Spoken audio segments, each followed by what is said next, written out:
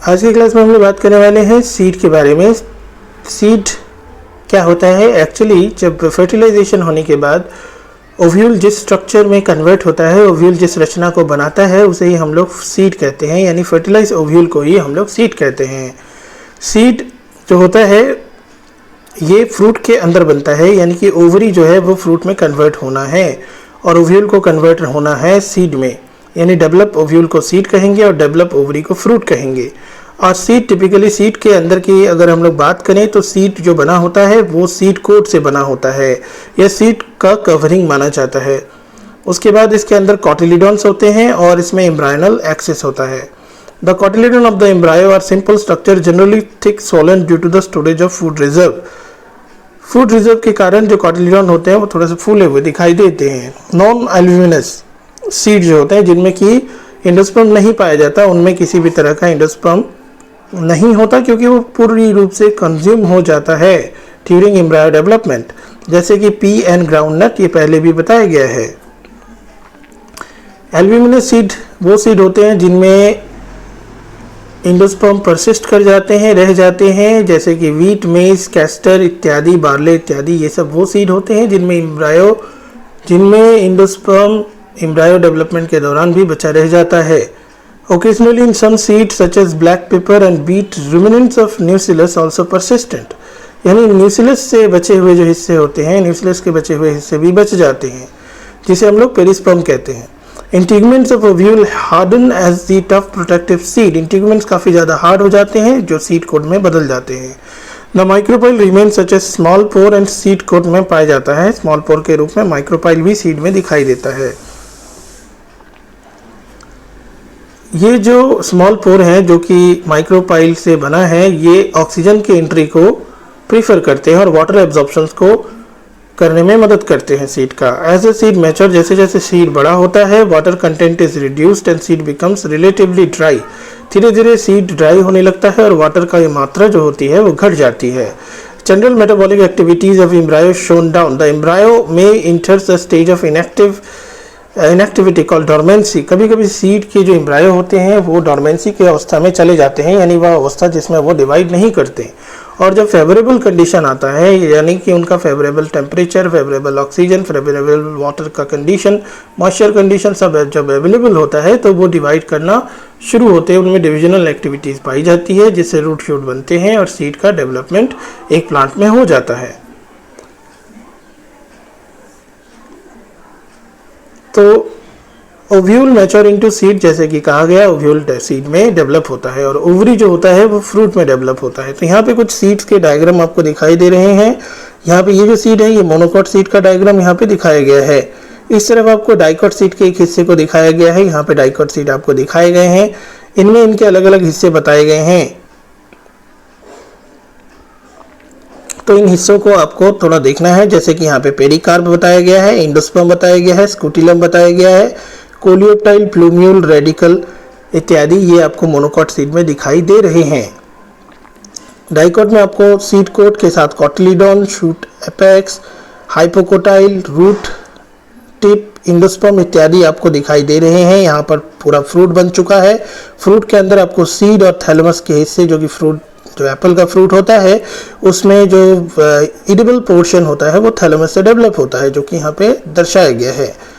फिर यहाँ पे आपको एक सीड दिखाई दिया गया है, यहाँ पे इंडोकार्प एंड मेसोकार्प के बारे में यहाँ पे बताया जा रहा है लेबल करके, और फिर एक सीड आपको या फ्रूट दिखाया जा रहा है जहाँ पे थैलेमस और यहाँ पे आपको एक्सेस दिखाया जा रहा है।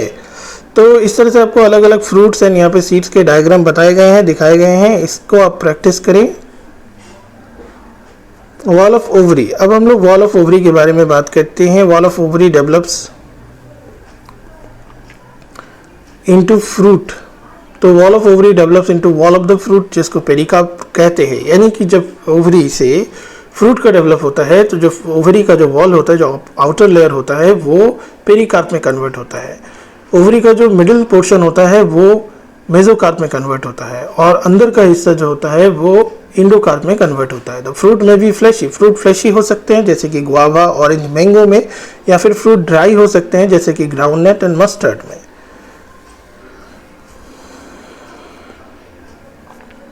फ्यू स्पीशीज जैसे कि एप्पल में, स्ट्रॉबेरी में, कैश्यू में, इसके अलावा थैलेमस जो होता है ये इनमें भाग लेता है, जिससे कि फ्रूट के एडिबल पार्ट बनते हैं। ठीक है, ऐसे फ्रूट को फॉल्स फ्रूट कहते हैं।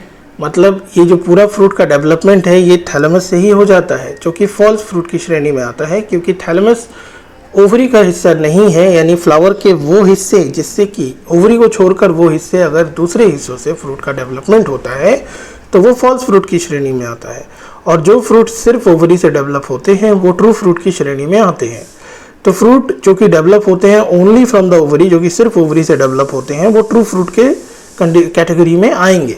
जैसे कि मैंगो एक ट्रू फ्रूट माना जाता है, जबकि एप्पल एक तरह का फॉल्स फ्रूट माना जाता है। फॉल्स फ्रूट के लिस्ट में आपको यहाँ पे स्ट्रॉबेरी भी देखने को मिलेगा, लीची भी देखने को मिलता है। Hard seed coat provide the protection of the young embryo. Hard seed coat होने का लाभ यह है कि यंग एम्ब्रायो को डेवलपमेंट में मदद करती है, प्रोटेक्शन मिलता है।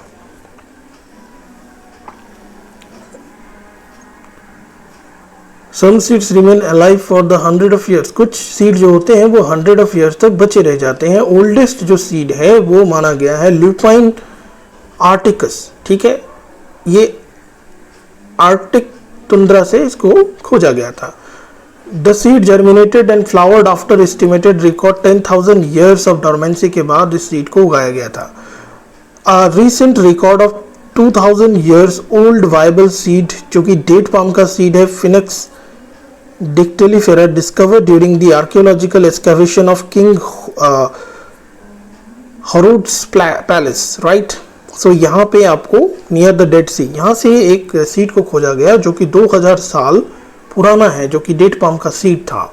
ठीक है, तो इस तरह के आर्कियोलॉजिकल एक्सकेवेशन में बहुत सारे पुराने बायोलॉजिकल सैंपल सीड्स वगैरह मिलते रहते हैं, जिसके बारे में आपको थोड़ा सा जानकारी रखना है। जो एनसीईआरटी में दिया है सिर्फ उससे आपको मतलब रखना है। Orchid fruits are one such category. Each fruit contains thousand of tiny seeds, similar in case of fruit some parasite species such as Orobanche and Striga. तो इस तरह से आपको ऑर्किड फ्रूट के बारे में भी जानकारी दी गई है। अब हम लोग बात कर लेते हैं एपोमिक्सिस एंड पॉलीइम्ब्रायनी के बारे में।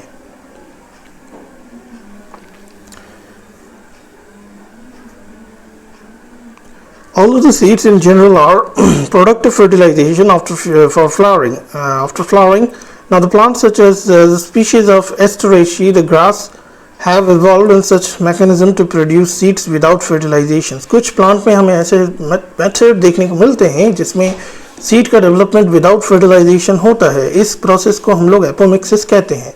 Apomixis is a form of asexual reproduction that mimics sexual reproduction, यानी ये एक तरह का असेक्सुअल रिप्रोडक्शन है जो कि सेक्सुअल रिप्रोडक्शन को मिमिक करता हुआ दिखाई देता है। The diploid egg cells formed without reduction और division develops into embryo without fertilization. Diploid egg cell से जो कि डायरेक्टली डेवलप हो जाते हैं एम्ब्रायो में विदाउट एनी फर्टिलाइजेशन, क्योंकि उन्हें ज़रूरत नहीं है फर्टिलाइजेशन की, वो ऑलरेडी डिप्लॉयड स्टेट में है। More of in many citrus and mango, इस तरह के वेराइटीज में आपको देखने को मिलता है nuclear cell surrounding the embryo sac start dividing producing the embryo sac develop into the embryo.